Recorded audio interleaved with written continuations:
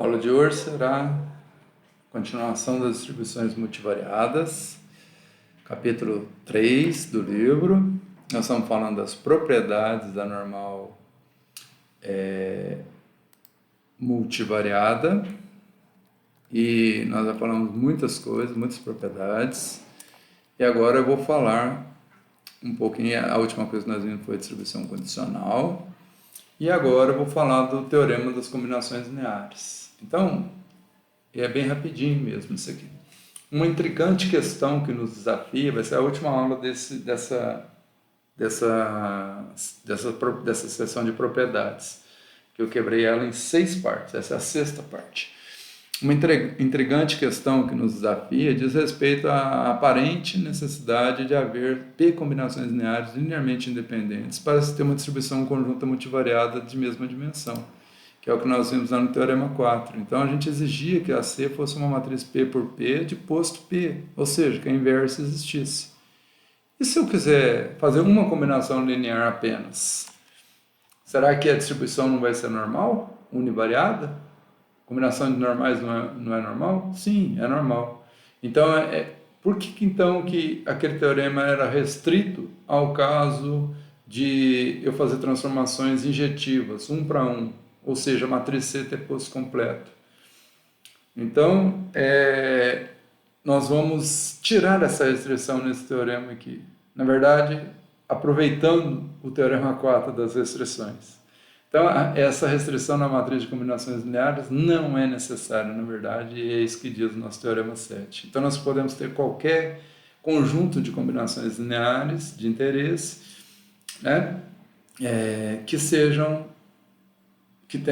o número delas seja menor do que a dimensão P, ou até mesmo igual a P, no caso quando for igual a P, seria o Teorema 4, que aí seria as transformações injetivas. Obviamente, a gente vai tomar combinações lineares que sejam linearmente independentes, óbvio, né?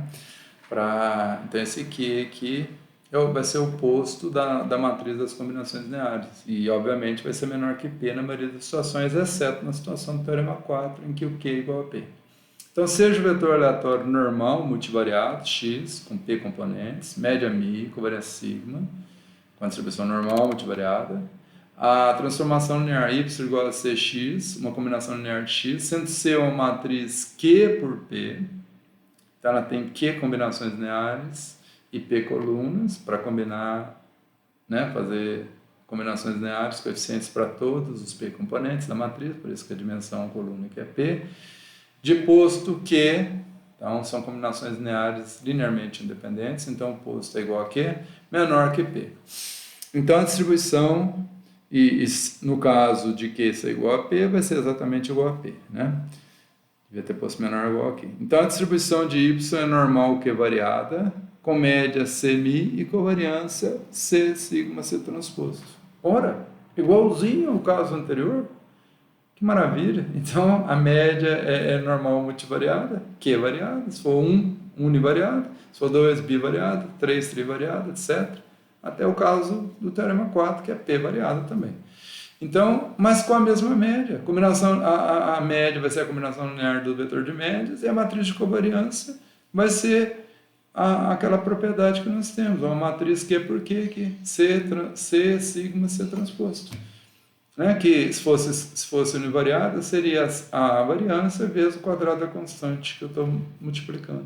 Então, essa aqui é a generalização dessa... Quando eu multiplico uma variável por uma constante, se for escalar, então a variância dessa nova variável é igual à variância da antiga vezes a constante ao quadrado. Variância da antiga vezes a constante ao quadrado. Né? Aqui não tem quadrado, né, gente? Porque aqui é o caso multivariado. Então, o quadrado aqui é C e C transposto flanqueando a matriz sigma. Então, olha, é exatamente o mesmo resultado. Então, qual é a razão de gente... Como é que a gente prova isso? Ora, não tem jeito de fazer uma transformação para 1, fazer a função inversa, que ela não existe inversa dessa C. Mas então tem um artifício que a gente usa. Qual que é esse artifício? Então, é bem simples essa prova, é rápida. Então, se eu criar uma matriz A de transformações lineares, em que eu vou completar o número de transformações lineares, vou colocar B é uma matriz B que vai ter dimensão P menos Q por P, P menos Q por P, para completar o número de linhas da matriz C, que era Q. Então, P menos Q mais Q linhas vão dar P linhas, P por P. E essas linhas aqui são linearmente independentes entre si e linearmente independentes da linha de C. Portanto, o posto da matriz A, que é P por P, ela vai ser posto completo, posto P. Ora, se eu fizer uma transformação Z igual a... Não, Z não. Se eu fizer uma transformação Y... Eu não fiz ela aqui, né? Vetor Y...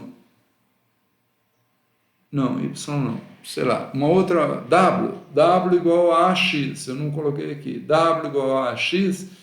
Então, usando os resultados do Teorema 4, eu mostro perfeitamente que essa W será normal multivariada. Mas quem é W?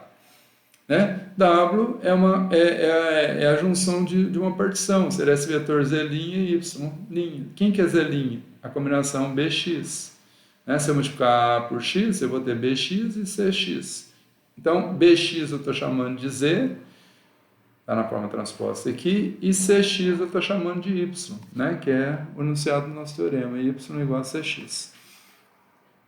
Portanto, esse vetor P dimensional aqui é a distribuição conjunta de Z e de Y, que eu poderia ter chamado de W, aqui eu não pus nome nenhum, ela é normal P variada de acordo com o teorema 4, com média igual a μ e covariância igual a sigma do x vezes A transposta. A sigma A transposta. Ora, A sigma A transposta a gente mostra que dá isso aqui. B, né, se ela estiver particionada desse jeito, e a sigma particionada... Eu nem particionei a sigma, né? A fica B sigma B transposto, B sigma C transposto, C sigma B transposto e C sigma C transposto. Facilmente a gente mostra isso. Se a gente fizer isso aqui, mantendo a sigma intacta e usando essa partição aqui. E A vezes μ fica B vezes μ e C vezes μ. Então, de acordo com o teorema 5 das marginais, né, então esse vetor aqui conjuntamente é normal multivariado. E qualquer marginal dele é normal multivariado, com as médias e as covariâncias dadas pelas partições, que é o que o teorema 5 nos diz. Portanto, eu estou interessado em qual vetor? No y, que é a combinação A vezes x. A vezes x vai ser um vetor contendo B vezes x e a outra partição C vezes x, que é y. Então, vou ter Z e y. Então, a distribuição do y, que é uma marginal do vetor completo, Z e y, é uma normal também, pelo teorema 5, das marginais, com média igual a CMI e covariância dada pela partição correspondente, que é C sigma C transposto, como a gente queria provar. Então, gente, eu não preciso ter posto completo, ter uma transformação 1 para 1, mas que no fundo eu preciso, porque para provar que qualquer marginal vai ser normal também, seja univariada ou multivariada. Então eu completo o posto com transformações lineares que eu não tenho interesse nenhum, que é a matriz B.